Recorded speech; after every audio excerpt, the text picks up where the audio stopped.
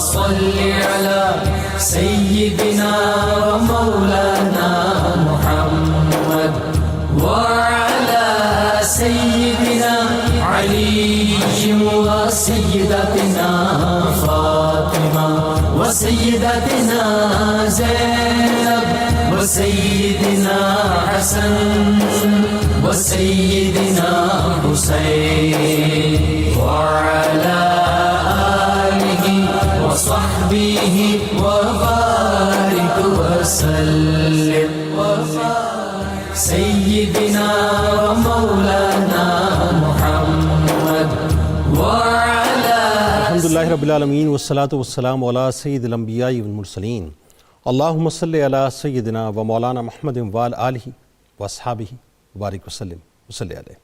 دنیا کے تمام دیکھنے والوں، تمام چاہنے والوں، تمام پیار کرنے والوں، اور جہاں جہاں تک اس وقت مجھے دیکھا اور سنا جا رہا ہے، جنید اقبال کی جانب سے انتہائی محبت کے ساتھ السلام علیکم۔ ایک بار پھر ناظرین، پر نور صبح میں صبح نور کے ساتھ میں آپ کو خوش آمدید کہتا ہوں۔ آئیے جناب، بلا توقف حضرت ابو انیس محمد برکت علی علیہ رحمہ کی تالیف اسماء النبی الکریم صلی اللہ علیہ وآلہ وسلم سے رسول اللہ صلی اللہ علیہ وآلہ وسلم کا ایک اسم مبارک سیدنا العادل صلی اللہ علیہ وآلہ وسلم، ہمارے سردار عدل فرمانے والے، درود و سلام بھیجے اللہ آپ صلی اللہ علیہ وآلہ وسلم اور آپ صلی اللہ علیہ وآلہ وسلم کے آل پاک اور صحابہ کرام رضوان اللہ تعالیٰ علیہم اجمعین پہ۔ ام المومنین سیدہ عائشہ صدیقہ رضی اللہ تعالیٰ عنہا بیان فرماتی ہیں کہ ایک مرتبہ عورت اپنی دو بیٹیوں کے ہمراہ میرے پاس آئی تو میں نے اسے ایک کھجور دے دی۔ اس عورت نے وہ کھجور اپنی دونوں بیٹیوں کو آدھی آدھی دے دی اور چلی گئی۔ جب حضور نبی کریم صلی اللہ علیہ وآلہ وسلم گھر تشریف لائے تو میں نے سارا ماجرا عرض کیا تو آپ صلی اللہ علیہ وآلہ وسلم نے فرمایا کہ جس نے اپنی دونوں بیٹیوں کے درمیان عدل کیا تو وہی دونوں بیٹیاں اس کے لیے آگ کے مقابلے میں رکاوٹ ثابت ہوں گی۔ ناظرین کرام، آج قرآن و سنت کی روشنی میں اولاد کے درمیان مساوات پہ بات کریں گے، لہٰذا ٹیلی ویژن اسکرین کے اس طرف جو والدین تشریف فرمائیں، والدین آج خاص طور پہ ان سے گفتگو کرنی ہے، ذرا سنیے گا کہ آج آپ سے کیا کلام ہونے والا ہے۔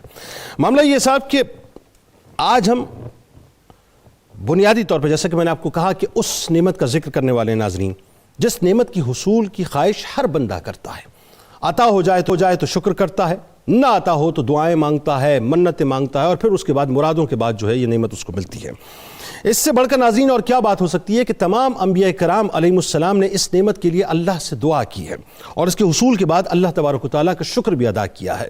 تو ہر ایک نے اپنے اپنے انداز سے اللہ تبارک و تعالیٰ کا شکر ادا کیا، اور وہ نعمت ناظرین اللہ کی طرف سے بہت ہی میٹھا، بہت ہی شیریں میوہ ہے۔ وہ میوہ، وہ نعمت، وہ رحمت اللہ کی طرف سے یقیناً ایک خاص تحفہ ہے جو بندے کو عطا ہوتا ہے، جسے اولاد کہا جاتا ہے۔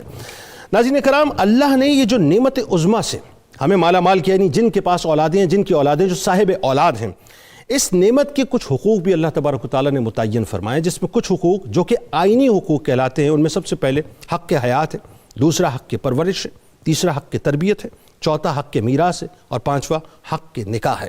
جہاں بچوں کے آئینی حقوق ہیں ناظرین، وہاں اخلاقی حقوق بھی شریعت نے مکمل طور پہ بیان کر دیے، یعنی اس میں اچھا نام رکھنا، عقیقہ کرنا، اچھی تربیت کرنا۔ اور حضور نبی کریم صلی اللہ علیہ وآلہ وسلم نے ایک جگہ اور ارشاد فرمایا کہ اپنے بچوں کی 3 باتوں پر تربیت کیا کرو۔ نبی کریم صلی اللہ علیہ وآلہ وسلم کی محبت، ظاہر ناظرین یہ تو ایمان کا تقاضا، بنیاد، ابتدا بھی یہی ہے، انتہا بھی یہی ہے۔ پھر اس کے بعد فرمایا کہ اہل بیت علیہم السلام کی محبت، اور تیسری بات فرمائی قرآن مجید کی تلاوت۔ اب ناظرین بات یہ ہے کہ جہاں باقی حقوق بیان کیے، وہاں بچوں کا ایک اہم حق یہ ہے کہ ان کے درمیان ان کو یعنی حق کے مساوات دیا جائے، انصاف کیا جائے، ان کے ساتھ عدل قائم کیا جائے، یعنی تمام بچوں میں مساوات کو قائم رکھنا اور کسی کو کسی پر ترجیح نہ دینا، یعنی کسی کو ترجیح دے کر دوسرے کو محروم نہ کرنا، یہ بنیادی طور پر ان کا حق ہے۔ رسول اللہ صلی اللہ علیہ وآلہ وسلم نے والدین پر واجب کیا کہ وہ اولاد میں سب کے ساتھ عدل و انصاف سے کام لیں، یعنی والدین کام لیں اس بات سے کہ وہ عدل قائم کریں، انصاف قائم کریں، اور جب بھی ہبہ کریں تو اپنی ساری اولاد میں انصاف کرتے ہوئے سب کو برابری کی بنیاد پر دیں، ورنہ قیامت کے دن وہ اللہ تبارک و تعالیٰ کے حضور جواب دہ ہوں گے۔ یعنی حدیث شریف میں یہاں تک آتا ہے کہ رسول اللہ صلی اللہ علیہ وآلہ وسلم نے فرمایا کہ تم اللہ سے ڈرو اور اپنے بچوں کے درمیان عدل و انصاف اور مساوات کرو۔ اسی طرح سے ناظرین محبت اور پیار میں، اب میں آپ کو ایک مثال دیتا ہوں کہ محبت اور پیار میں جو ہے وہ کمی بیشی تو ہو سکتی ہے، کیونکہ اس میں ظاہر ہے جو مساوات کا معاملہ بڑا عجیب ہوتا ہے، انسان کے بس میں نہیں ہوتا کہ دل کا میلان کس طرف ہے۔ اگرچہ ہمارے بعض اسلاف ناظرین اس معاملے میں بھی یعنی عدل و انصاف کو پیش نظر رکھتے ہوئے بچوں کو بوسہ دیتے وقت بھی برابری کا خیال رکھتے تھے، یعنی اس بات کا لحاظ رکھتے تھے کہ اگر بچوں کو بوسہ دیا جا رہا ہے یا پیار کیا جا رہا ہے تو اس میں بھی برابری قائم ہو، جیسا کہ حضرت انس رضی اللہ تعالیٰ عنہ کا بیان ہے کہ ایک شخص رسول اللہ صلی اللہ علیہ وآلہ وسلم کے پاس بیٹھا ہوا تھا، ان کی خدمت میں بیٹھا ہوا تھا۔ اس دوران اس کا بیٹا بھی آ گیا، اس نے اپنے بیٹے کا منہ چوما اور اسے اپنی ران پہ بٹھا لیا، بڑی توجہ رہے، اور پھر اس کے بعد اس کی بیٹی آئی تو اس نے اسے پہلو میں بٹھا دیا۔ یہ انداز اور یہ رویہ دیکھ کے رسول اللہ صلی اللہ علیہ وآلہ وسلم نے فرمایا کہ تو نے ان دونوں کے درمیان عدل کیوں نہیں کیا؟ توجہ ہے ناظرین آپ کی، ایک بیٹا آیا بوسہ دیا، ران پہ بٹھا دیا، بیٹی آئی بوسہ نہیں دیا، پہلو میں بٹھا دیا۔ سرکار علیہ السلام نے وہیں تنبیہ فرمائی کہ تو نے ان دونوں کے درمیان برابری کا سلوک کیوں نہیں کیا، یعنی ان کے ساتھ مساوات کیوں نہیں کیا۔ اس مثال کو رکھتے ہوئے ناظرین سامنے اگر آج کی بات کریں تو ہمارے ہوتا کیا ہے صاحب، لڑکیوں پر لڑکوں کو فوقیت دی جاتی ہے اور لڑکوں کو جو ہے وہ آگے رکھا جاتا ہے۔ اسی طرح سے ناظرین والدین کے لیے ضروری ہے کہ وہ بچوں کے مابین محبت، انصاف اور مساوات سے کام لیں۔ کسی بچے میں یعنی عقل مندی دیکھی تو اس کو اس پہ ترجیح نہ دیں، کوئی زیادہ کماتا ہے تو اس کو مکرم نہ ٹھہرائیں، اس بات کو مطلب ترجیح نہ دیں کہ اس کے پاس پیسہ زیادہ ہے، اس کے پاس نوٹ زیادہ ہے، اس کے پاس پاور زیادہ ہے۔ اسی طرح سے کسی کا سسرال بڑا ہے، کسی کے پاس پیسہ زیادہ ہے، کسی کے پاس عزت زیادہ ہے، کسی کے پاس پیار زیادہ ہے، تو اس کو دوسروں پر ترجیح نہ دیں۔ اسی طرح سے اگر کوئی بہت زیادہ حسین و جمیل ہے یا یوں کہہ لیجئے کہ دیکھنے میں بہت اچھا لگتا ہے یا عقل مند ہے یا ترقی بہت کر چکا ہے تو اس کو اس بنیاد کے اوپر ترجیح نہ دیں۔ یاد رکھیے آپ کا یہ ترجیح دینا دراصل اولادوں کے اندر ایسی نفرت پیدا کرتا ہے کہ اس کا خمیازہ نہ صرف وہ بھگتتے ہیں، نہ صرف آپ بھگتتے ہیں، بلکہ ان نسلوں کو بھی بھگتنا پڑتا ہے۔ آئیے ٹرانسمیشن کا آغاز کرتے ہیں، اور آج میرا پینل ناظرین بڑا کمال ہے ماشاءاللہ، بہت ہی کمال شخصیات اس وقت ہمارے ساتھ موجود ہیں۔ پہلی شخصیت آپ کے ہمارے ہم سب کے انتہائی قابل احترام ہیں، بہت ہی خوبصورت، انتہائی مدلل گفتگو کرتے ہیں، ممتاز عالم دین ہیں، محترم جناب پروفیسر محمد اعظم نوری صاحب۔ دوسری شخصیت آپ کے ہمارے ہم سب کے انتہائی قابل احترام، کیا کمال گفتگو کرتے ہیں، ماہر اقبالیات ہیں، اور ابھی ناظرین ان سے بھی گفتگو ہوگی، جناب ڈاکٹر طاہر حمید تنولی صاحب ممتاز اسکالر ہیں۔ اور تیسری شخصیت آپ کے ہمارے ہم سب کے انتہائی قابل احترام، بہت ہی خوبصورت، انتہائی مربوط گفتگو کرتے ہیں، محترم جناب علامہ ذوالفقار مصطفیٰ ہاشمی صاحب۔ اور آخری شخصیت ناظرین جو کہ انشاءاللہ والدین کی عظمت اور ان کے مقام اور ان کے مرتبے کے حوالے سے خصوصی کلام پڑھیں گے، معروف شناخائیں جناب پروفیسر محمد ایوب بھٹی صاحب۔ آپ تینوں احباب کو میں خوش آمدید کہتا ہوں، السلام علیکم۔ کیسے مزاج ہیں؟ ٹھیک ٹھاک ہیں؟ بہت شکریہ جی، آپ لوگ تشریف لائے۔ آغاز کرتے ہیں نوری صاحب آپ سے، چونکہ موضوع بڑا اہم ہے اور بہت ٹچی ہے، تو میں چاہتا ہوں کہ پہلے قرآن کی روشنی میں واضح طور پہ لوگوں کو بتائیے کہ یہ جو مساوات کا معاملہ ہے وہ کیا ہے؟ بہت شکریہ، بسم اللہ الرحمن الرحیم۔ جنید صاحب، کسی نے کہا تھا خواہش سے نہیں گرتے ہیں پھل جھولی میں، وقت کی شاخ کو اے دوست ہلانا ہوگا، کچھ نہیں ہوگا اندھیروں کو برا کہنے سے، اپنے حصے کا دیا خود ہی جلانا ہوگا۔ واہ واہ واہ واہ۔ آپ نے سکرین کے اس طرف والدین کو آج دعوت سماعت دی ہے، تو میں ان سے عرض کروں گا کہ جب تک ہم اپنے حصے کا دیا خود نہیں جلائیں گے اس وقت تک ہمارے گھرانوں میں وہ روشنی اور وہ نور نہیں آ سکتا۔ بے شک۔ قرآن مجید فرقان حمید کی روشنی میں دیکھیے، شریعت اسلامیہ میں حکم دینے کے لیے دو ٹرم استعمال ہوتی ہیں، ایک کو نصیحت کہتے ہیں اور ایک کو وصیت کہتے ہیں۔ اللہ رب العالمین نے یہ معاملہ اتنا سینسیٹیو ہے کہ قرآن مجید فرقان حمید میں اس کو نصیحت سے ریلیٹ نہیں کیا بلکہ وصیت سے ریلیٹ کیا ہے۔ فرمایا یوصیکم اللہ فی اولادکم، اللہ تمہیں تاکیدی حکم دیتا ہے اور تمہیں وصیت کرتا ہے اس بات کی کہ اس معاملے میں خاص طور پہ خیال رکھنا، خاص طور پہ خیال رکھنا۔ اب ذرا اس کی حساسیت کا اندازہ اس بات سے لگائیے، قرآن مجید فرقان حمید میں ویسے تو سورہ فرقان میں آپ نے جس خوبصورت انداز سے اولاد کی اس نعمت کے اوپر کومنٹس کیے ہیں، قرآن نے اسے آنکھوں کی ٹھنڈک قرار دیا، یعنی کہا ربنا حب لنا من ازواجنا وذریاتنا قرۃ اعین، قرۃ اعین۔ اچھا، یہ قرۃ اعین بنانا اللہ رب العالمین نے انسان کے اپنے ہاتھ میں دیا ہے۔ جی جی۔ وہ جو حدیث بخاری میں آتا ہے کہ اللہ رب العالمین نے تو ان بلٹ انسان کو ماں باپ کا مؤدب بنایا ہے. جی جی. فرمایا فَأَبَوَاهُ يُحَوِّدَانِهِ أَوْ يُمَجِّسَانِهِ أَوْ يُنَصِّرَانِهِ. یہ ماں باپ کی تربیت ہے کہ جو عدم مساوات کے سبب اور انصاف نہ کرنے کے سبب ان کو کسی اور راہ پہ ڈال دیتی ہے. مجھے یہاں پر قرآن مجید فرقان حمید کی روشنی میں ہی اس آیت کا حوالہ کوٹ کرنا ہے جسے ام المومنین سیدہ عائشہ صدیقہ رضی اللہ تعالی عنہ نے بھی اور حضرت سیدنا ابو ہریرہ رضی اللہ تعالی عنہ نے بھی کوٹ کیا. سنن ابن ماجہ کی روایت ہے کہ رحمت کونین صلی اللہ علیہ وسلم نے فرمایا کہ ان الرجل لیعمل بعمل اہل الخیر 70 سنہ. 70 سال تک ایک آدمی اہل خیر والے کام کرتا ہے, بھلائی والے کام کرتا ہے. فرمایا یہاں تک کہ وہ کرتے کرتے کرتے اس کا وقت آخر آ جاتا ہے, اور جب وہ وقت آخر آتا ہے حاف فی وصیتہ, تو وہ اولاد کے معاملے میں کوئی وصیت کے اندر بے انصافی کر جاتا ہے, بے انصافی کر جاتا ہے. فرمایا اس سبب سے فیختم لہ بشر عملہ, 70 سال نیک عمل کیے اور اس ایک عمل کی وجہ سے اس کا خاتمہ شر پہ ہوا, فیدخل النار, اور وہ دوزخ میں چلا گیا. اور اس کے مقابلے میں فرمایا ایک شخص 70 سال تک بعمل اہل شر والے کام کرتا ہے لیکن فیعدل فی وصیتہ, وہ اولاد کے معاملے میں آخری عمل میں اس نے وصیت کرتے ہوئے عدل سے کام لیا, تو فرمایا فیختم لہ بالخیر, اس کا خاتمہ خیر پر ہوتا ہے, فیدخل الجنہ. یہ ابتدا میں آپ نے ایسی گفتگو فرما دی ہے صاحب کہ میں اسی مخمصے میں اب الجھ گیا کہ بہت سے ایسے لوگ یہاں تو کرتے ہی ہیں کہ پوری زندگی کیا وہ تو اللہ معاف کرے پتہ نہیں کیا کچھ کر رہے ہوتے ہیں وصیت کے معاملے کے اندر, تو اس کا مطلب وہ اپنی آخرت والدین خود برباد کر رہے ہوتے ہیں. ہم نے ہر چیز کی بنیاد جو ہے وہ مادیت پہ رکھ لی ہے, مادیت کے اوپر رکھ لی ہے. اور میں وہ حدیث پاک پوری کرنا چاہتا ہوں. حضرت ابو ہریرہ رضی اللہ تعالیٰ عنہ کہتے ہیں کہ یہ معاملہ اس لیے حساس ہے, تلک حدود اللہ, فرمایا یہ اللہ کی حدود ہیں, یہ اللہ کی حدود ہیں.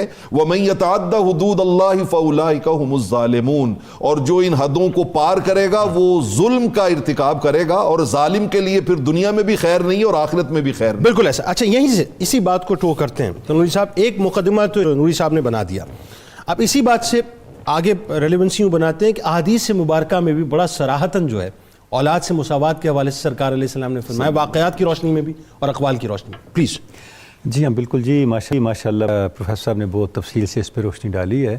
عرض یہ ہے کہ اولاد کے معاملے میں جو مساوات کا تصور ہے قرآن مجید میں ہم دیکھیں, آپ صلی اللہ علیہ وسلم کی تعلیمات میں دیکھیں, احادیث پاک میں دیکھیں, تو اس کو بہت زیادہ اہمیت کے ساتھ اور صراحت کے ساتھ بیان کیا گیا ہے.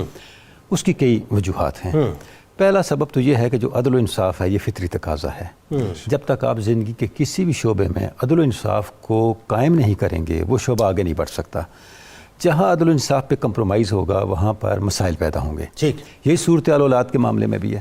اور دوسرا اس معاشرے کو اگر آپ دیکھیں جو عرب سوسائٹی ہے تو اس کے اندر بھی یہ بہت زیادہ اس حوالے سے کمی موجود تھی کہ اولاد کے اندر اس طرح کی مساوات موجود نہیں تھی جو ایک فطرت کا تقاضا ہے. اور خصوصاً بچیوں کو بہت زیادہ نظر انداز کیا جاتا تھا, بلکہ بچیوں کو زندہ درگور کر دیا جاتا تھا. اور قرآن مجید نے اس کو اب دیکھیں جس طرح بیان کیا ہے, قتل کرنا بہت ہی کبھی عمل ہے اور گناہ کبیرہ ہے. ایک شخص کا قتل انسانیت کا قتل, اور ایک شخص کی حیات کا تحفظ انسانیت کی حیات کا تحفظ قرار دیا گیا ہے. آپ سے میں ارشاد فرمایا جس کی بیٹی ہو وہ اس کی تکریم کا لحاظ کرے, اس کی تذلیل نہ کرے, اس کی تربیت صحیح کرے اور اس پر لڑکوں کو ترجیح نہ دے تو اس کے لیے جنت کی ضمانت ہے.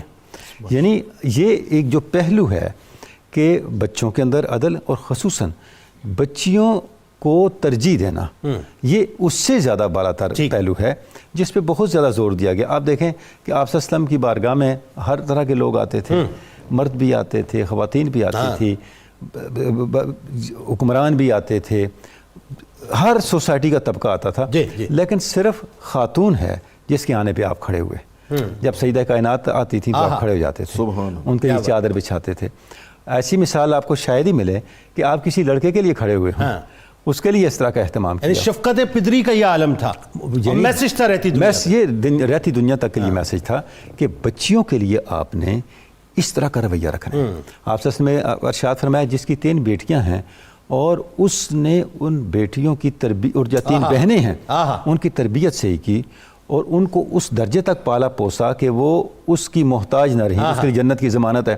صحابہ میں سے کسی نے عرض کیا یا رسول اللہ اگر کسی کی 2 بیٹیاں فرمایا اس کے لیے بھی یہی اجر ہے۔ کہ پھر کسی نے عرض کیا یا رسول اللہ اگر کسی کی 1 بیٹی یا بہن ہے فرمایا اس کے لیے بھی یہی اجر ہے۔ کیا بات، سبحان اللہ۔ اب یہ جو پہلو ہے یعنی آپ صلی اللہ علیہ وسلم نے جو اس پہ بہت زیادہ فوکس اور بہت زیادہ اس کو زور دے کے اس چیز کو بیان کیا کہ اولاد میں مساوات بھی ہو، اور خصوصاً بچیوں کا جو معاملہ ہے اس کے حوالے سے ہم کسی بھی طرح کی کوتاہی کی اور نظر اندازی کی اچھا یہ تو بنیادی طور پہ جو بنیادی مقدمے میں آپ نے جو جینڈر ڈسکریمنیشن ہے اس پہ تو بات آپ نے فرما دی، لیکن اس میں ایک پہلو اور بھی ہے جس پہ میں آگے جا کے کلام کروں گا کہ اب تو صورتحال بڑی مختلف ہو گئی نا۔ اب تو لڑکا لڑکی ظاہر ہے وہ تو ایک الگ بات ہے کہ جی کمپیریٹیولی لڑکی کو ترجیح دینا یا کماؤ پوت کو جو ہے ترجیح دینا، اب تو لڑکوں کے ساتھ بھی معاملہ کچھ اور ہو رہا ہوتا ہے، لیکن اس پہ کلام کریں گے۔ اس سے قبل میں یہ چاہتا ہوں کہ اگر 1 سے زائد اولاد ہوں ہاشمی صاحب تو ان کے ساتھ والدین کا جو رویہ ہے وہ کیسا ہونا چاہیے؟ مثال کے طور پہ ایک والدین ہیں، ان کی 1 اولاد ہے، ٹھیک ہے جی، لیکن جب 2 ہو گئیں، 2 سے زائد ہو گئیں، لڑکے بھی ہیں لڑکیاں بھی ہیں، تو پھر ان کا عمومی رویہ کیا ہونا چاہیے ان کے ساتھ؟ بسم اللہ الرحمن الرحیم۔ بڑا خوبصورت آج کا عنوان ہے، اور یہ سوشل جو ہم نے گفتگو شروع کی ہے اس کی بہت زیادہ معاشرے میں ضرورت ہے۔ اس کو میں حدیث پاک سے ریلیٹڈ کرتے ہوئے بات کو آگے بڑھاتا ہوں۔ سیدنا نعمان بن بشیر رضی اللہ تعالیٰ عنہ کی جو روایت ہے وہ صحیحین میں جو ہے وہ نقل کی گئی، شیخین نے نقل کی ہے۔ اس میں بتایا گیا ہے کہ نعمان بن بشیر رضی اللہ تعالیٰ عنہ فرماتے ہیں کہ مجھے میرے والد گرامی حضور صلی اللہ علیہ وسلم کی خدمت میں لے کر گئے اور جا کر عرض کیا کہ یا رسول اللہ صلی اللہ علیہ وسلم میں نے اپنے اس بیٹے کو ایک غلام دیا ہے۔ تو حضور صلی اللہ علیہ وسلم نے معاً فوراً فرمایا کہ کیا تمہارے اور بھی اس کے علاوہ بیٹے ہیں یا اور اولاد ہے؟ تو انہوں نے عرض کیا یا رسول اللہ صلی اللہ علیہ وسلم یقیناً میری اس کے علاوہ بھی اور اولاد ہے۔ تو فرمایا گیا کہ کیا تم نے ان کو بھی کچھ اسی طرح سے ہبہ کیا ہے، کوئی ہدیہ دیا ہے، ان کو بھی کوئی غلام دیا ہے؟ عرض کیا کہ یا رسول اللہ نہیں، میں نے ان کو کوئی ہدیہ، کوئی ہبہ یا کوئی غلام نہیں دیا۔ تو حضور صلی اللہ علیہ وسلم نے فرمایا کہ اس کو بھی واپس لو۔ اسلام ہمیں عدل و مساوات کی اس انداز سے تعلیم دیتا ہے، بلکہ ایک جگہ یہ بھی فرمایا نا کہ میں ناانصافی پہ گواہ نہیں ہو سکتا۔ جی بالکل۔ اس کے بعد پھر حضور صلی اللہ علیہ وسلم کہ ان کی والدہ نے ان کو بھیجا تھا کہ جاؤ میرے بیٹے کو ساتھ لے کے جاؤ اور حضور صلی اللہ علیہ وسلم کی اس بات پر گواہ بناؤ۔ تو حضور صلی اللہ علیہ وسلم کہ میں کسی کے ظلم اور جور اور زبردستی کے یہ معاملات جو ہیں ان پر گواہ نہیں ہو سکتا۔ اور اس پر پھر بعض جو محدثین انہوں نے اسی حدیث پاک کی روایت جو ہے اس کو بیان کرتے ہوئے کہا کہ حضور صلی اللہ علیہ وسلم نے 3 مرتبہ تاکیدی حکم فرمایا کہ اولاد کے درمیان عدل کرو، اولاد کے درمیان عدل کرو، اولاد کے درمیان عدل کرو۔ اللہ اکبر۔ اور پھر حضور صلی اللہ علیہ وسلم نے حضرت بشیر جو نعمان بن بشیر ہیں تو ان کے والد یعنی بشیر کو جو ہے رضی اللہ تعالیٰ عنہ کو مخاطب کر کے حضور صلی اللہ علیہ وسلم فرمایا کہ تم ان کے درمیان عدل کرو اس لیے کہ جیسے تم ان سے خدمت گزاری اور صلہ گزاری کی امید رکھتے ہو اس طرح تم ان کے درمیان عدل کرو گے تو تمہیں صلہ اور خدمت بھی برابر کی ملے گی۔ تم امید تو یہ کرو کہ میرے سارے کے سارے فرما بردار کیا اچھا نقطہ ہے صاحب، سارے کے سارے فرما بردار رہیں اور خود جو ہے ان کے درمیان عدل نہ کرو تو پھر فرما برداری کی بھی امید نہ رکھو۔ یہ منتج ہوتا ہے اس بات پہ جا کے کہ مطلب پھر اولادوں کے اندر باغیانہ رویہ پیدا ہوتا ہے اور اس کے پھر نتائج جو ہیں وہ بہت دور تک چلتے ہیں۔ یعنی ایک طرف تو وہی بات ہے کہ آپ کو قرآن اس بات پہ پابند کرتا ہے کہ اف تک نہ کرو۔ جی جی بھائی تم یہ چاہتے ہو کہ اف تک نہ کریں تو کم از کم وہ عدل بھی تو قائم کرو، انصاف بھی تو قائم کرو تاکہ آپ کو جو ہے وہ ریورسل اس کا اسی طرح سے ملے۔ ایسا ہی نا ہاشمی صاحب؟ جی بالکل بالکل۔ حسن سلوک میں، رواداری میں، انصاف پسندی میں جتنا والدین اولاد کے ساتھ مساویانہ رویہ رکھیں گے اتنا ہی ان کو اس کے بدلے میں صلہ جو ہے وہ والدین کی مطلب خدمت گزاری کا۔ اور اس میں میں یہاں پہ اولادوں کو بھی مخاطب کر کے کہوں گا کہ اگر وہ دیکھیں کہ والدین کسی سے غیر مساوی سلوک کرتے ہوئے اس کو زیادہ شفقت محبت دے رہے ہیں تو ان کے لیے آسان رستہ ہے کہ وہ والدین کی خدمت میں جت جائیں، اس انداز سے ان کی خدمت، ان کی پیار، ان کی محبت، ان کے کام معاملات سنوارنے میں لگ جائیں کہ وہ والدین کی آنکھوں کا تارا بن جائے۔ تو وہ جو تھوڑا سا ان کو مطلب کہ نیگلیکٹ کیا جا رہا ہے یا نظر انداز ہو رہے ہیں تو اس سے وہ نجات پانے کے لیے یہ رویہ بھی اختیار کر لیں تو دونوں طرف ہی مطلب محبت جو ہے وہ اگر تبادلہ ہوگا ایک پیار بھرے سینٹیمنٹس کا تو انشاءاللہ تعالیٰ اس کے نتائج جو ہے وہ ایک گھرانے کو جنت نظیر بنا دیں۔ اچھا یہ ایک ایسی صورتحال ہے کہ اس میں چاہتا ہوں ذرا سا آپ نوری صاحب کلام فرمائیے اسی بات کو آگے بڑھاتے ہوئے کہ بہت سی اولادیں بھر اس اذیت میں اور کرب میں رہتی ہیں، امتحان میں رہتی ہیں کہ ہم نے تو اپنا دل کھول کے اپنے والدین کے قدموں کے نیچے رکھ دیا اور سب کچھ کر لیا، لیکن اس کے باوجود بھی جو ہے وہ والدین جو ہے وہ فلاں سے زیادہ پیار کرتے ہیں، فلاں سے زیادہ محبت کرتے ہیں، فلاں کی زیادہ سنتے ہیں، میری طرف دیکھتے ہی نہیں ہیں۔ یعنی میں نے تو سب کچھ کر لیا، اب میں کیا کروں؟ یعنی میرے اختیار میں جو تھا میں کر چکا، اب تو میں بالکل دوزخ کے دہانے پہ آ کے کھڑا ہو گیا ہوں۔ تو یہ ایک بڑی عجیب سچویشن ہوتی ہے. بالکل آپ نے درست معاشرے کی ایک ہماری دکھتی رگ ہے جس کی طرف آپ نے اشارہ کیا ہے, اور اس کا بنیادی سبب بدقسمتی سے والدین بنتے ہیں. دیکھیں قرآن مجید فرقان حمید میں قرآن مجید نے کہا انما اموالکم واولادکم فتنہ, کہ بے شک تمہارے مال اور تمہاری اولادیں جو ہیں وہ ایک آزمائش ہے, فتنہ ہے. اچھا یہ آزمائش من الجانبین ہے, کبھی کبھی اولاد ماں باپ کے لیے آزمائش بنتی ہے اور کبھی کبھی ماں باپ اولاد کے لیے آزمائش بن جاتے ہیں, وہ ان کے لیے آزمائش بن جاتے ہیں. لیکن اولاد کو اس معاملے پہ ہمیشہ قرآن مجید کا وہ فرمان اپنے سامنے رکھنا چاہیے کہ قرآن مجید نے اس پورے رویے کو ایک لفظ سے تعبیر کیا, اور وہ لفظ ہے احسان. وہ لفظ احسان ہے کہ آپ, اور احسان کی رحمت کونین صلی اللہ علیہ وسلم نے جو ڈیفینیشن کی ہے وہ بڑی پیاری ہے. آپ نے فرمایا جو تم سے تعلق توڑے تم اس سے جوڑو, ٹھیک ہے, جو تمہیں نہ دے تم اس کو دو, جو تمہارے ساتھ برا سلوک کرے تم اس سے اچھا سلوک کرو. تو یہ انسان کو جب احسان کے معاملات لے کے وہ چلتا ہے تو پھر اس کو کوئی پرابلم نہیں ہوتی. اچھا نفس انسان کو یہ کہتا ہے کہ ادھر سے تو پوری زندگی 40 سال ہو گئے, 50 سال ہو گئے, تمہارے ساتھ رویہ جو ہے وہ نیگیٹو چلا آ رہا ہے, تو تمہیں بدلے میں کیا مل رہا ہے؟ تو وہ بدلے میں یہ سوچے کہ قرآن مجید فرقان حمید جا بجا کہہ رہا ہے واللہ یحب المحسنین, اللہ تجھ سے محبت کر رہا ہے, تو جس راہ پہ چل رہا ہے تجھے وہ راہ اللہ کا محبوب بنا رہی ہے, اللہ کا محبوب بنا رہی ہے. اچھا یہ معاملہ جنید بھائی اتنا حساس ہے کہ ذرا آپ اس کی حساسیت پہ غور کریں. حضرت سعد بن عبادہ رضی اللہ تعالی عنہ, آپ نے اپنی زندگی میں ہی سارا مال تقسیم کر دیا. جی آپ نے سارا مال تقسیم کر دیا. اچھا جب آپ کا وصال ہو گیا تو اس دور میں کوئی اس طرح کے ایڈوانسمنٹ تو تھی نہیں کہ معلوم ہوتا کہ کوئی ان کی اہلیہ جو ہے وہ امید سے ہیں. بعد میں ایک بیٹا جو تھا ان کا پیدا ہوا. اچھا جب وہ بیٹا پیدا ہوا تو سیدنا فاروق اعظم رضی اللہ تعالیٰ عنہ سیدنا صدیق اکبر رضی اللہ تعالیٰ عنہ کے پاس آئے. اب حساسیت چونکہ مسلمان ایک جسم کی مانند ہے, اور حضرت سعد بن عبادہ بہت برگزیدہ اور کریم آقا کے بڑے قربت والے صحابی ہیں. ایسا ہی حضرت سیدنا فاروق اعظم رضی اللہ تعالیٰ عنہ کہتے ہیں خلیفۃ المسلمین, سچی بات یہ ہے کہ مجھے کل کا پتہ چلا ہے کہ سعد کے وصال کے بعد ان کے گھر میں بیٹا پیدا ہوا ہے, اور وہ تو ساری جائیداد اپنے موجود اولاد میں بانٹ کے چلے گئے تھے. تو میں ساری رات سو نہیں سکا کہ اگر قبر میں سعد سے اس بیٹے کے بارے میں تو کیا بنے گا. اپنے اسلامی بھائی کے لیے اتنی فکر ہو رہی ہے. اللہ اکبر. اچھا جواب میں سنیے سیدنا صدیق اکبر کیا کہتے ہیں. وہ کہتے ہیں عمر بھائی سچی بات یہ ہے واللہ ما نمت اللیلہ, ساری رات میں بھی نہیں سو پایا.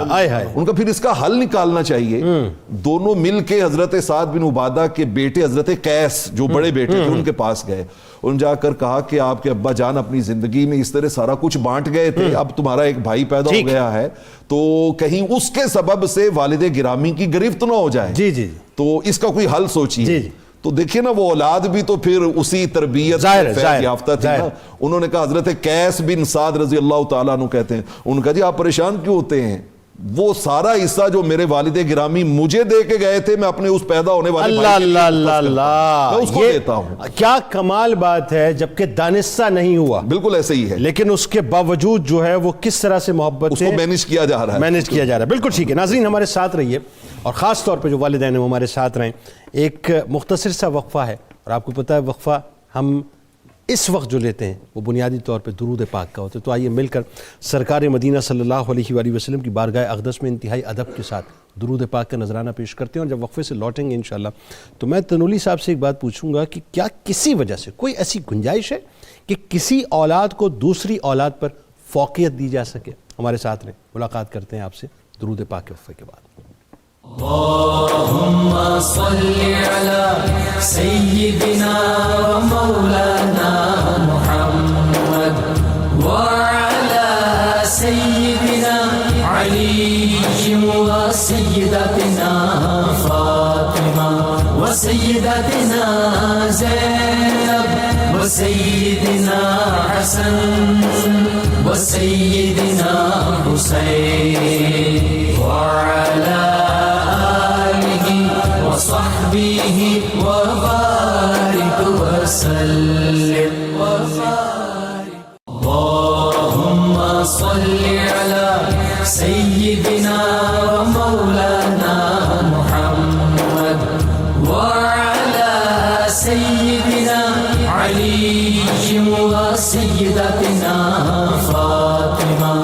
وسيدتنا زينب وسيدنا حسن وسيدنا حسين وعلى آله وصحبه وبارك وسلم اللهم صل على سيدنا ومولانا محمد خوش آمدید خواتین و حضرات. ایک بات میں تنولی صاحب کی جانب بڑھنے سے قبل تمام والدین سے عرض کرنا چاہتا ہوں. ایک بات آخر میں انشاءاللہ میں اولادوں سے عرض کروں گا. والدین سے اتنا کہ صاحب جب پہلی مرتبہ آپ کی اولاد پیدا ہوئی تھی آپ کو معلوم تھا کہ وہ اولاد بہت ترقی کر جائے گی یا بہت حسین و جمیل ہوگی یا بڑا نام بنائے گی؟ نہیں معلوم تھا. جب دوسری اولاد پیدا، ایک مثال دے کے بات کر رہا ہوں. فرض کیجئے کہ آپ کے 4 اولاد ہیں. فرض کیجئے ایک مثال دے کے بات کر رہا ہوں. کسی ایک سیمپل کیس کو اٹھا لیتے ہیں. پہلی اولاد پیدا ہوئی، نہیں معلوم تھا کہ وہ کیا کرے گی. دوسری اولاد پیدا ہوئی، نہیں معلوم تھا کہ وہ کیا کرے گی. حسین و جمیل ہوگی، بدصورت ہوگی، کالی ہوگی، گوری ہوگی، نام پیدا کرے گی یا بدنام کرے گی، کچھ نہیں پتا. تیسرے کا بھی یہ معاملہ، چوتھے کا بھی یہ معاملہ. وقت گزرتا گیا، سب بڑے ہوتے چلے گئے اور سب نے اپنے اپنے طور سے، کہیں کسی نے محنت کی، کسی نے محنت نہیں کی. کوئی ذرا کمزور نکلا محنت میں، کسی نے زیادہ محنت کی. لیکن جس پر اللہ نے فضل کر دیا، جس کے مقدر میں لکھا تھا وہ ترقی کر گیا. کسی کو اللہ تعالیٰ نے حسن عطا کر دیا، کسی کو مال عطا کر دیا، کسی کو دولت سے نواز دیا، کسی کو طاقت سے نواز دیا، کسی کو کچھ دے دیا، کسی کو کچھ دے دیا. ساری باتیں اپنی جگہ، سارے کام اپنی جگہ، سارے معاملات اپنی جگہ. ایک پیمانہ تو سیٹ کر لیجئے صاحب کہ ان میں کوئی کتنی ہی ترقی کر گیا ہو یا کوئی کتنا ہی حسین و جمیل ہو یا کسی کی کتنی ہی PR ہو، کسی کے پاس کتنی ہی طاقت ہو، کرسیاں ہو، کچھ بھی ہو، ہیں تو وہ آپ کی اولاد ہیں نا. جب آپ اس میں ڈسکرمنیٹ کرتے ہیں تو یہ ذہن میں رکھیے گا کہ وہ کسی اور کی اولاد نہیں ہے، وہ آپ کی اولاد ہیں. جس طرح سے آپ ان کے لیے جنت اور دوزخ ہیں اور وہ بیچارے جنت اور دوزخ کے بین بین کھڑے ہوتے ہیں، یہ سمجھ لیجئے آپ ہی کے اختیار میں ہوتا ہے کہ چاہیں تو آپ اپنی محبتوں سے ان کو داخل جنت کروا دیں یا خدا نہ خواستہ ان کو محروم کر کے ان کو دوزخ کے دہانے پہ لا کے کھڑا کر دیں. یہ فیصلہ والدین کو کرنا ہے کہ اپنے بچوں کو ان کو جنت پہ داخل کروانا ہے یا خدا نہ خواستہ دوزخ کے دہانے پہ کھڑا کرنا ہے. کیا تنولی صاحب ہم یہ سمجھ سکتے ہیں کہ کسی بنیاد پہ ہم اولاد کو، کسی بھی اولاد کو دوسری اولادوں پر فوقیت دیں؟ دیکھیں جی، اس میں تعلیمات تو بڑی واضح ہیں. آپ نے ارشاد فرمایا اتقوا اللہ وعدلوا بین اولادکم، ٹھیک ہے، کہ آپ اللہ سے ڈرو اور اپنی اولاد کے درمیان عدل قائم کرو. تو جو عدل کا حکم ہے اس کا مطلب یہ ہے کہ آپ نے جو کچھ آپ کے بس میں ہے، اس میں مادی معاملات بھی ہیں، اس میں بیہیویئر بھی ہے، رویہ بھی ہے، زندگی میں ترجیح دینا بھی ہے. جہاں جہاں تک آپ کے بس میں ہے آپ نے اپنی اولادوں کے درمیان عدل اور توازن قائم رکھنا ہے. ٹھیک. اچھا، اب ہوتا یہ ہے کہ بعض اوقات کچھ چیزیں آپ کے بس میں نہیں ہوتی، یعنی ایک قلبی میلان کسی ایک طرف زیادہ ہو جاتا ہے. یہ ایک نیچرل عمل ہے. ٹھیک ہے. اب والدین کا امتحان یہ ہے، جیسے یعقوب علیہ السلام کو یوسف علیہ السلام، بالکل. اب والدین کا جو ہے وہ امتحان یہ ہے کہ اس قلبی میلان کے غلبے کے باوجود بھی بقیہ اولادوں کو نظر انداز نہ ہونے دیں. جیسے ابھی آپ نے مثال دی، اب باوجود ہے کہ حضرت یعقوب علیہ السلام کا میلان یوسف علیہ السلام کی طرف تھا، لیکن اگر آپ کی پوری زندگی کو دیکھیں تو جہاں کہیں بھی کوئی معاملہ آتا ہے تو آپ اپنی بقیہ اولاد کو نظر انداز کرتے ہوئے نظر نہیں آتے. بالکل ٹھیک ہے نا. یعنی جب سیدنا یوسف علیہ السلام کا معاملہ ہو گیا، اچھا اس کے بعد ان کی تلاش کا سفر شروع ہوا، تو آپ دیکھیں کس انداز سے آپ اپنے بیٹوں کو بھیج رہے ہیں، اور پھر افت درگزر مستقل، انہیں کہہ رہے ہیں کہ آپ ایک دروازے سے نہیں گزرنا، الگ الگ دروازے سے گزرنا. ایسا ہی یعنی ان کو جس طرح یوسف علیہ السلام کی حفاظت کا خیال ہے اسی طرح اپنی اس اولاد کی حفاظت کا بھی خیال ہے. کیا بات، اپنی اس اولاد کی جو مستقبل ہے اس کی بھی اتنی پرواہ ہے، اتنی فکر ہے. اچھا اس کے بعد جب بنیامین کا معاملہ ہو جاتا ہے پھر واپس آتے ہیں، اور پھر جب حتیٰ کہ جب سارا معاملہ کلیئر ہو جاتا ہے تو آخری کیا ہے، آپ ان کے لیے استغفار کی دعا کر رہے ہیں. اور جب وہ سیدنا یوسف علیہ السلام کی طرف جاتے ہیں تو سارے بیٹوں کو ساتھ لے کے جا رہے ہیں. جی جی. کوئی کسی طرح کی ڈسکرمنیشن ہم دیکھتے ہیں کہ ان کا جو ایک انٹریکشن اولاد کے ساتھ، ایک بیہیویئر ہے، ایک رویہ ہے، ایک ایٹیچیوڈ ہے، اس کے اندر ہمیں نظر نہیں آتا. تو اس کے ایک آگے پھر اثرات مرتب ہوتے ہیں زندگی کے اوپر. کہ اثرات کیا مرتب ہوتے ہیں کہ پھر جو بقیہ اولاد ہے اس کی ڈیولپمنٹ بھی پازیٹیولی ہو رہی ہوتی ہے. والدین ہونے کے ناطے بہت زیادہ ذمہ داریاں والدین پہ آ جاتی ہیں کہ وہ جتنا شفقت کا، محبت کا رویہ اپنی اولاد کے لیے رکھیں، اتنا زیادہ بقیہ اولاد جو ہے وہ بیلنس کے ساتھ اپنی زندگی کو آگے بڑھاتی ہے. آپ صلی اللہ علیہ وسلم کے پاس امام حسن باغ تشریف لائے بچپن, تو آپ نے سیدنا امام حسن کو چوما.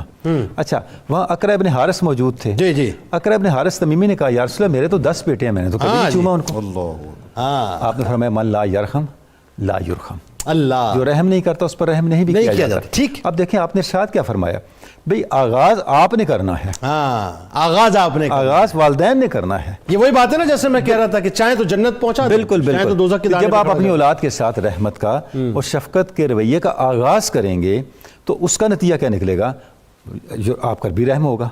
جب یہ اولاد اس سٹیج پہ پہنچے گی جب اس نے آپ کا خیال کرنا ہے تو اس کا رویہ بھی پھر رحمت والا ہوگا. تو اس کو یعنی کہ یہ ایک بہت ہی ایک یہ آپ یہ سمجھے کہ نازک سا معاملہ ہے جہاں پہ اعتدال کو قائم رکھنا, یہ اولاد سے بڑھ کے والدین کی طرف یہ یعنی نیچرل قلبی میلان اپنی جگہ, فوقیت کسی کو نہیں دے سکتے. اس کو آپ احساس نہیں ہونے دینا کسی اولاد کے کسی حصے کو, وہ بھی احساس آپ اسے اگنور کر رہے ہیں. آپ اسے کسی احساس محرومی کی طرف نہ لے جائیں.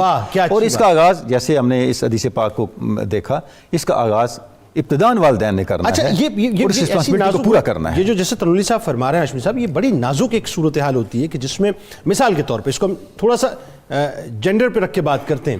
جیسا کہ ابتدا میں حوالہ آیا بچیوں کے حوالے سے بھی, آج ہم یہ دیکھتے ہیں کہ جو یہ نعرہ جو لگتا ہے نا میل ڈومیننٹ سوسائٹی, نظر بھی آتا ہے یہ کہ ہمارے یہاں میل ڈومیننسی زیادہ ہے. لڑکوں کی بات ہو اعلیٰ تعلیم کے لیے باہر بھیجنا چاہتے ہیں, ترقی ان کو کروانا چاہتے ہیں, وہ ترقی کریں, نام بڑھائے آگے. لڑکیوں کی بات آئے ان کو جو ہے وہ دبا کے رکھنا ہے اور ان کو جو ہے فوقیت اس انداز سے نہیں دینی, یا ان کو برابری جو ہے اس انداز سے نہیں دینی. یہ جو رویہ ہے ہمارے یہاں معاشرے میں, بچیاں احساس محرومی میں مبتلا ہوتی ہیں کہ ہمارے بھائیوں کو ہم پہ بڑی ترجیح دی جاتی ہے, ہمیں وہ ترجیح نہیں دی جاتی, اور پھر وہ وسپرنگ جو ہے وہ چل رہی ہوتی ہے گھروں کے اندر. ایسا کیوں ہے؟ جی مسکراہٹ تو بڑی کمال آئی ہے آپ کی. جی اصل چیز یہ ہے کہ اس میں 2 باتیں میں کہنا چاہوں گا. ایک تو یہ ایک غیر مساویانہ رویہ تو یقیناً آپ نے جیسے نشاندہی کر دی موجود ہوگا یا رہتا ہے معاشرے میں, لیکن اس کی کچھ حدود و قیود جو شریعت اسلامیہ نے متعین کی ہیں وہ اپنی جگہ پہ وہ بھی مطلب کہہ لیجیے کہ قابل عمل ہمیں بنانا. بالکل ٹھیک ہے, انہیں اس کی وضاحت کیجیے. بالکل جی, انہیں حدود میں رہتے ہوئے. جی ہاں, اس میں یہی ہے کہ مطلب بعض ایسے امور ہیں کہ جس میں جو مطلب کہہ لیجیے کہ بچے جو ہیں وہ ان میں معاملات سر انجام دے سکتے ہیں, اور بعض ایسے امور ہیں کہ جس میں عورتوں کو یا بچیوں کو اس مطلب کہہ لیجیے کہ جانے میں ممانعت ہے. اب اگر اس طرح سے عورت اور مرد آپس میں یا مطلب بیٹی اور بیٹا دونوں اس طرح کے جو رویے ہیں اس میں ایک مساویانہ سلوک کا جو ہے وہ تقاضا شروع کر دیں تو پھر تو شریعت اسلامیہ کی جو بنیاد ہے وہی منہدم ہو جائے گی. اس کو بھی تھوڑا سا مطلب مد نظر رکھنا پڑے گا کہ مساویانہ عادلانہ رویہ والدین کا پیار محبت شفقت الفت ان کی تعلیم تربیت کے حوالے سے ضرور ہے, اور اس کے پھر مقاصد بھی اسی انداز سے حاصل. اس میں 2 مثالیں, قطع کلام کی معذرت, وضاحت میری تشفیع نہیں چاہتا میں, لیکن سننے والوں کے لیے بھی تاکہ میں بھی تھوڑا سا سیکھ لوں. اس میں 2 مثال. حضرت خدیجہ الکبریٰ سلام اللہ علیہا اس وقت ٹاپ ایکسپورٹر ٹاپ امپورٹر, سارے عرب کے تاجر ایک طرف, مرد میں لفظ استعمال کر رہا ہوں مرد, سارے اونٹ ایک طرف, آپ کے اونٹ ایک طرف. سب سے بڑی مثال کہ جی ان سے زیادہ ٹاپ بزنس وومن جو ہے عرب کے معاشرے میں, ملکۃ التجار ملکۃ العرب. دوسرا سیدہ عائشہ صدیقہ رضی اللہ تعالیٰ عنہ, دین کا نصف حصہ سرکار علیہ السلام کے فرمان کے مفہوم کے مطابق کہ ان حمیرہ سے سیکھو, جہاں کبار صاحب آپ کی خدمت میں آتے تھے, یعنی تعلیم کا اتنا بڑا معیار. تو یہ 2 جو ٹاپ موسٹ مثالیں ہیں, اب کیا کہتی ہے شریعت اس حوالے سے, یہ بتائیے. جی میں اس کو ڈینائی نہیں کر رہا, مطلب شریعت اسلامیہ نے اس پر کوئی قدغن نہیں لگائی کہ عورت تجارت نہیں کر سکتی, جاب نہیں کر سکتی, مطلب کہہ لیجیے کہ کام کاج نہیں کر سکتی, ایسا کوئی رویہ اسلام میں موجود نہیں ہے. لیکن اس کی حدود و قیود ضرور موجود ہے, اس کی پاسداری ایک الگ سے مضمون ہے. یعنی آپ کا کہنا یہ ہے کہ باؤنڈری میں رہتے ہوئے, ایک باؤنڈری میں رہتے ہوئے. ٹھیک. باقی جو والدین کا اولاد کے ساتھ مساویانہ رویہ ہے جہاں اس کے مقاصد دنیاوی طور پہ حاصل ہوتے ہیں, پیارے کریم آقا صلی اللہ علیہ وسلم کی حدیث طیبات کی روشنی میں اگر دیکھیں تو حضور صلی اللہ علیہ وسلم نے فرمایا کہ جو عدل کرنے والے ہیں اللہ تبارک و تعالیٰ کل بروز قیامت انہیں نور کے ممبروں پر جلوہ فراز کرے گا. اور اس میں فرمایا کہ اس میں وہ لوگ ہیں کہ جو اپنے حکموں میں اور اپنے خاندان کے معاملات کے اندر عدل و انصاف کا رویہ اختیار کرتے تھے, یہ اجر و ثواب ان کو عطا فرمایا جائے گا. اور جو عدل و انصاف سے مطلب محروم رکھتے ہیں اپنی اولاد کو, اس کے اندر پھر دیکھیے کہ حسد بغض اور اناد اور کینہ آپس میں پیدا ہوتا ہے. ٹھیک ہے. جب بغض اور اناد کینہ پیدا ہوتا ہے تو اس کے نتائج جو نکلتے ہیں وہ وہی ہے جو قرآن حکیم فرقان مجید کی 2 مثالیں ہمارے سامنے موجود ہیں کہ جو سیدنا یوسف علیہ السلام کے بھائیوں نے حسد کر کے ان کو کنویں میں ڈالا, اور سیدنا حابیل کو سیدنا قابیل نے جو ہے وہ قتل کیا اور ان کی زندگی کو اختتام، بہت بھیانک نتائج ہو جاتے ہیں۔ تو والدین کو غیر مساویانہ رویہ جو ہے اس کے اس انداز سے بھی پھر اولاد کو حسد میں وہ چیز مبتلا کر دیتی ہے، ان کے دلوں میں بغض کینہ پیدا کر دیتی ہے، جو بعد میں پھر قطع رحمی پر جا کر منتج ہوتا ہے۔ ٹھیک ہے۔ سیدنا علی المرتضیٰ شیر خدا رضی اللہ تعالیٰ عنہ فرماتے ہیں کہ قطع رحمی یہ ایک ایسا گناہ ہے کہ جس کا بدلہ اللہ تعالیٰ دنیا میں بھی فوراً دیتا ہے، اور اس کا سب سے بڑی جو مطلب سزا ہے وہ یہ کہ کل اس پر جنت جو ہے وہ حرام کر دی جاتی ہے، اس کو جنت میں نہیں جا سکتا۔ اچھا، ایک اور جو بات ہے جس میں نوری صاحب میں چاہتا ہوں، اس میں دو چیزیں ہیں۔ پہلی بات تو میں آپ سے کرنا چاہ رہا ہوں وہ یہ کہ ہمارے یہاں ایک اور مسئلہ یہ آتا ہے جینڈر ڈسکرمنیشن میں، کہ جب لڑکے کے رشتے کی بات آ جائے تو بڑے اہتمام کے ساتھ جو ہے وہی منڈے سے ہر سوال کرنا ہے، پوچھنا ہے، معلوم کرنا ہے بھی لڑکی پسند ہے کہ نہیں، معیار کی ہے کہ نہیں، سسرال معیار کا ہے کہ نہیں۔ لڑکی کے معاملے میں ہماری سوچ تھوڑی سی ڈیفرنٹ ہو جاتی ہے، ہم ذرا سا یوں کہہ لیجیے کہ کنزرویٹو ہو جاتے ہیں، ہم یہ کہتے ہیں بس ذمہ داری کو نمٹاؤ، رشتہ آگے ایک طرف کرو، جو ہم کہیں گے وہ ہو جائے گا۔ تو یہ بھی تو محسوس ہوتا ہے کہ ہم جو ہے وہ ایک مساویانہ جو ہمارا طرز عمل ہونا چاہیے وہ نہیں ہوتا۔ جو ہے صاحب، میں اپنا قبلہ ہاشمی صاحب کی بات کو تھوڑا سا آگے بڑھانا چاہوں گا اور آپ کی اس سوال کو اسی میں ایڈریس کرنا چاہوں گا کہ دیکھیے دین اسلام میں ایسی کوئی ڈسکریمنیشن نہیں ہے، یعنی یہاں پر تو بلکہ رحمت کونین صلی اللہ تعالی علیہ وآلہ وسلم نے اور خلفائے راشدین نے بیٹیوں کو زیادہ پروموٹ کیا ہے، ان کو زیادہ پروموٹ کیا ہے۔ سبحان اللہ، میں یہ سمجھنا چاہ رہا ہوں ڈاکٹر صاحب نے جو بات کی تھی کہ کسی بیٹے کے لیے کھڑے ہو کے ویلکم نہیں کیا، بیٹی کے لیے کیا ہے۔ بیٹے کو دوزخ کے سامنے حجاب قرار نہیں دیا، بیٹی کو قرار دیا ہے، بلکہ صرف ویلکم نہیں کیا بلکہ کھڑے ہو کر آپ نے دست مبارک کو چوما بھی اور ماتھے کو بھی چوما۔ وہ کیا مصنف عبد الرزاق کی ایک روایت میرے ذہن میں آ گئی کہ وہ جو آپ نے اشارہ کیا جس طرف کہ وہ گود میں بٹھانے والی، یہ اس سے ہٹ کے ایک اور روایت ہے کہ رحمت کونین صلی اللہ تعالی علیہ وآلہ وسلم کی مجلس میں ایک صحابی بیٹھے ہوئے ہیں، تو ان کا بیٹا آیا تو انہوں نے 3 کام کیے، فضمہ وقبلہ واجلسہ، ان کو سینے سے بھی لگایا، ان کو چوما بھی اور ان کو پیار سے پاس بھی بٹھایا۔ اچھا، جب بیٹی آئی تو تھوڑی دیر کے بعد انہی کی بیٹی آ گئی تو اس کو صرف فآخذ بیدہا واجلسہا، اس کو سینے سے نہیں لگایا، اس کو چوما نہیں ہے۔ تو رحمت کونین صلی اللہ علیہ وسلم نے ارشاد فرمایا، آپ نے فرمایا کہ یہ تم نے عدل نہیں کیا، انصاف نہیں کیا۔ فرمایا یہ جو تم ڈیل کرتے ہو، یہ چومنا، یہ سینے لگانا، یہ محبت کا اظہار کرنا، اس میں بھی ایکویلٹی ہونی چاہیے، اس میں بھی برابری ہونی چاہیے۔ بلکہ یہ صرف برابری رحمت کو دیکھیں نا، وہ تو ہم اکثر سنتے ہیں کہ حضور علیہ الصلوۃ والسلام سجدے میں جاتے تھے تو حسنین کریمین کو اپنے کندھوں پہ اٹھاتے تھے، لیکن صحیح بخاری کی روایت ہے کہ آپ کی دوسری نور نظر لخت جگر سیدہ زینب سلام اللہ علیہا کی بیٹی حضرت امامہ کیا مثال آتی تھی، تو آپ ان کو اسی طرح سے اذا سجد وضعها واذا قام حملها، جب کھڑے ہوتے تو خود اس کو پکڑ کے اٹھا کے کندھوں پہ بٹھا لیتے، اور جب سجدے میں جانے لگتے تو خود اٹھا کے اس کو نیچے اتار دے۔ یہ مثال لوگ دیتے ہی نہیں ہے نوری صاحب، جو آج آپ نے بات کی ہے نا، میں وہی تو کہہ رہا ہوں، تذکرہ ہی نہیں کرتے اس بات کا۔ وہ جو آپ نے میل ڈومینیٹڈ سوسائٹی کی بات کی ہے وہ حقیقت ہے، وہ حقیقت اس وجہ سے ہے کہ ہم جس مکس کلچر میں رہے ہیں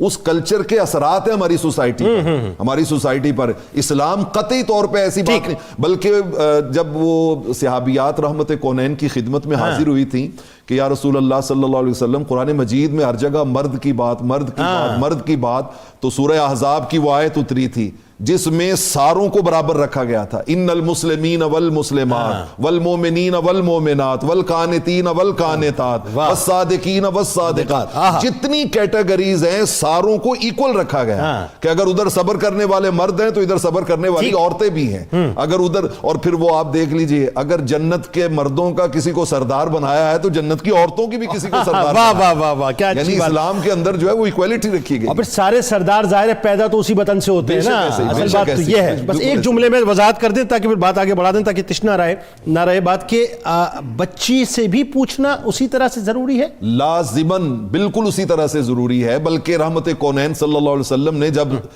سیدۃ النساء فاطمہ الزہرا کا نکاح کا وقت آیا تھا، حالانکہ باوجود اس کے کہ حکم خدا کی طرف سے حکم آ چکا تھا، جبرائیل حکم لے کے آئے لیکن آپ نے ان کی مرضی معلوم کی تھی اور اس کے مطابق پھر آگے آپ نے فیصلہ فرمایا. کیسی کمال مثال ہے یہ. یعنی لوگ اس مثال کو بھی آدھا کوٹ کرتے ہیں. عموماً لوگ یہ کہتے ہیں حکم خداوندی تھا اور رشتہ کر, نہیں, اصل بات تو یہ حکم خداوندی تھا, اس کے باوجود سرکار علیہ السلام سید کائنات کی جو ہے بارگاہ میں گئے. بالکل ٹھیک.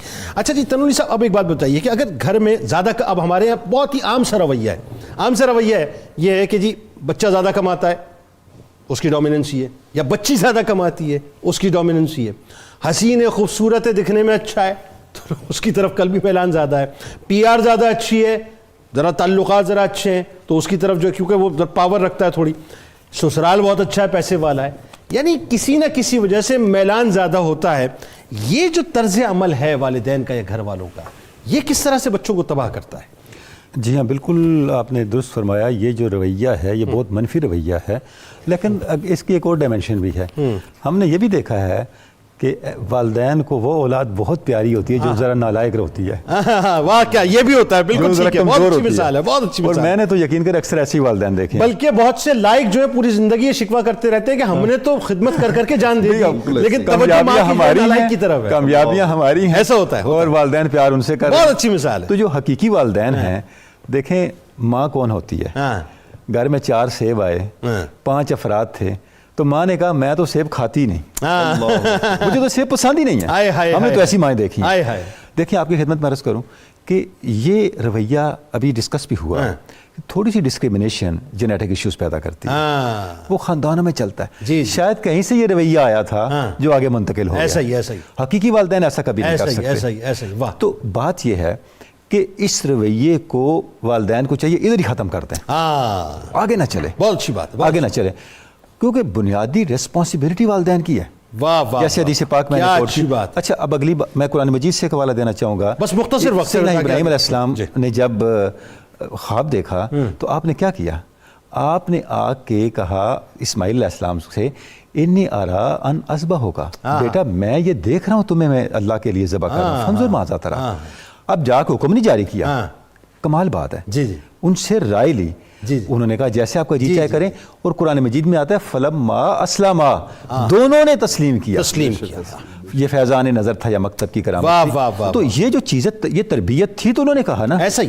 یعنی ابراہیم علیہ السلام بیٹے کو لے جا کے ذبح نہیں کر رہے, قرآن مجید کہتا ہے فلما اسلما, دونوں اس میں برابر کے طور پہ یعنی جو حکم آ گیا اس پہ باپ نے بھی سر تسلیم کیا, اور بیٹے نے کیوں کیا؟ باپ کی تربیت تھی, بالکل یہ اصل باپ کی صحبت کا اثر تھا. تو ہم نے یہ والدین سے شروع کرنا ہے کہ اس طرح کا اگر کوئی ڈسکرمنیٹری رویہ ہے اس کو ختم کرنا ہے, تاکہ دونوں فلما اسلما پہ آئیں. وہ کسی نے کہا نا کہ وہ برف جو ہے چھوٹی ایسے پگھلتی ہے عموماً پہاڑ کے, تو ٹرکل ڈاؤن افیکٹ ہمیشہ اوپر سے ہوتا ہے. بہت شارپ کامنٹ. یہ جو رویہ ہے والدین کا, یہ پھر نسلوں میں بھی تو سرائیت کرتے ہیں نا, پھر پوتے پوتیاں نواسے نواسے یہ مثال دیتے ہیں, دادی نے یہ کیا, دیکھو دادا نے یہ کیا, اور یہ کرتے ہیں ہمارے والدین کے ساتھ, اور یہ چاچا کے ساتھ اور تایا کے ساتھ رویہ ہے. آخر بہت شارپ. جی بالکل, یہ تو نسل در نسل آگے چل پڑتا ہے, اور پھر آپس میں دوریاں اور رنجشیں پیدا ہوتی ہیں, بغض و عناد پیدا ہوتا ہے, قدورتیں پیدا ہوتی ہے. مطلب کہہ لیجیے کزنز آپس میں ایک دوسرے سے دوریاں اختیار کر لیتے ہیں. ایک خاندانی جو نظام ہے جو اسلام نے ہمیں دیا ہے وہ ٹوٹ پھوٹ جاتا ہے, مطلب کہہ لیجیے کہ توڑ پھوڑ کا شکار ہو جاتا ہے. اس کے نتائج بہت بھیانک ہیں. ہمیں اس کے نتائج پر غور اگر کریں تو کبھی بھی اس طرح کے مطلب رویے جو ہیں وہ ہم اپنے گھروں میں اپنے نہ دیں, مطلب اپنے گھروں میں نہ پیدا ہونے دیں. اس کو ضرور خیال رکھنا چاہیے. ٹھیک ہے جی, آپ تینوں اب آپ کا بہت شکریہ, آپ تشریف لائے. اور آئیے ناظرین مل کے چلتے ہیں سرکار مدینہ صلی اللہ علیہ وآلہ وسلم کی بارگاہ اقدس میں, بہت ہی محبت کے ساتھ درود پاک کا نذرانہ پیش کرتے ہیں.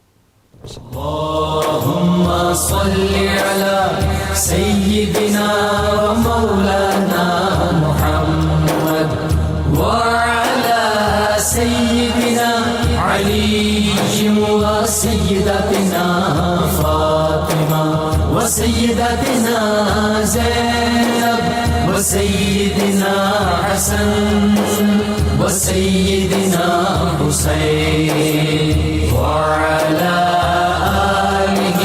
وصحبه وبارك وسلم اللهم صل على سيدنا ومولانا محمد وعلى سيدنا علي وسيدتنا فاطمة وسيدتنا زينب وسيدنا حسن وسيدنا حسين وعلى آله وصحبه وبارك وسلم وفاطمة فاطمة وسيدتنا زينب وسيدنا حسن خوش آمدید خواتین و حضرات. بس آخر میں جاتے ہوئے چند جملے میں اب اولادوں سے عرض کرنا چاہتا ہوں.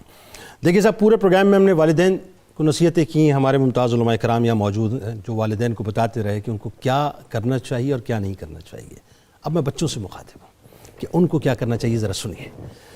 جب پیدا ہوئے تھے تو کبھی اس بات کو ویژولائز کرنا ذہن میں، انسان کتنا سا ہوتا ہے، اتنا سا ہوتا ہے نا، اتنا سا، آدھے 1 فٹ کا ہوتا ہے نوری سا ہے.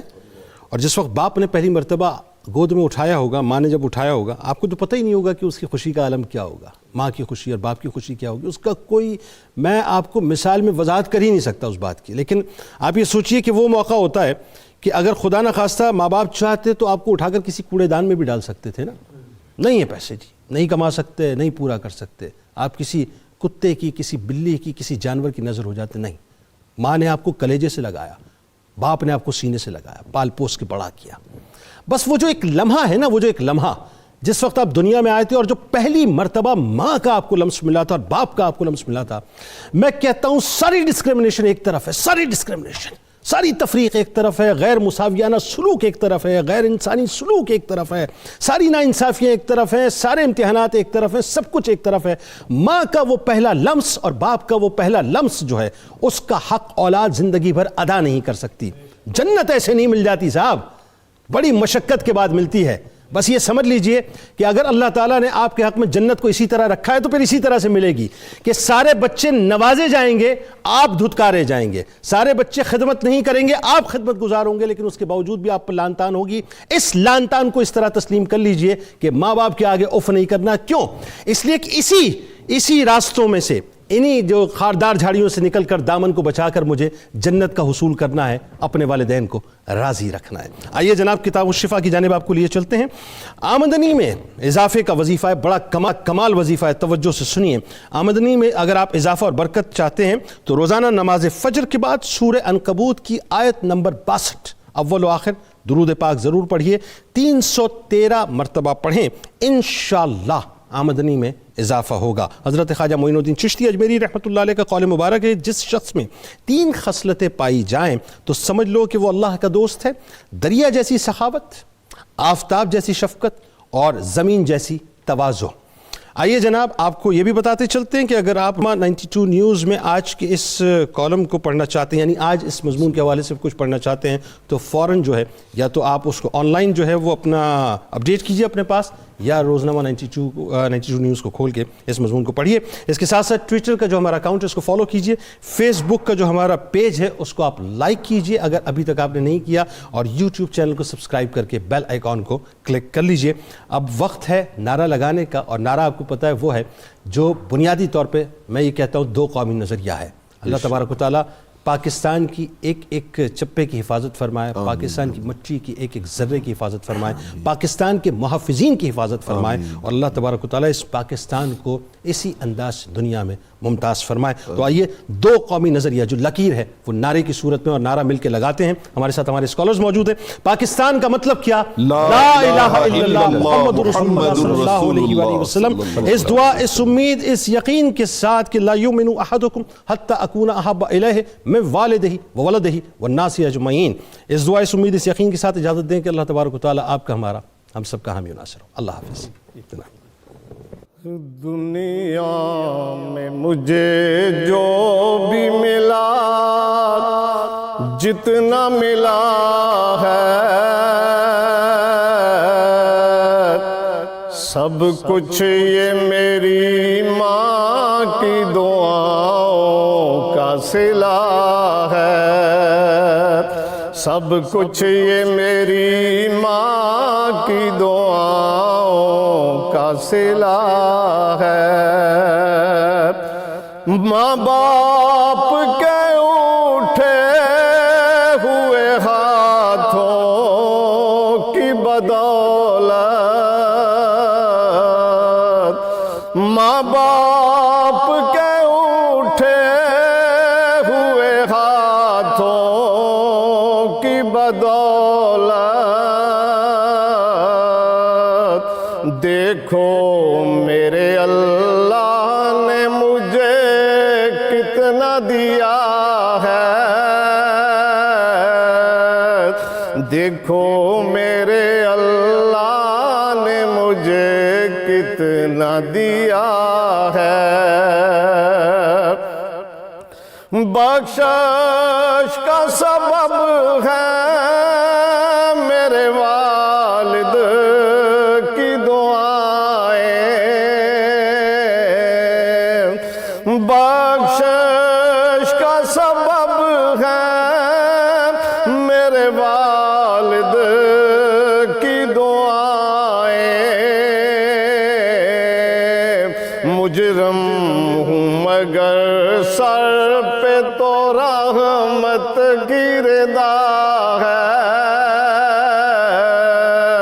مجرم ہوں مگر سر پہ تو رحمت کی رضا ہے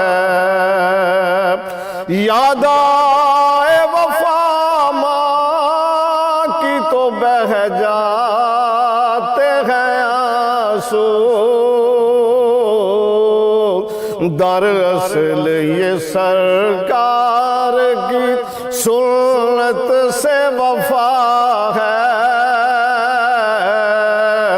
دراصل یہ سرکار کی سنت سے وفا ہے اجمل در زہرا کے گداؤں کا گدا ہوں اجمل در زہرا کے گداؤں کا گدا ہوں دل میں میرے حسنین کی والدہ کا حیا ہے دنیا میں مجھے جو بھی ملا جتنا ملا ہے سب کچھ یہ میری ماں کی دعاؤں کا صلہ ہے سب کچھ یہ میری ماں کی دعاؤں کا صلہ ہے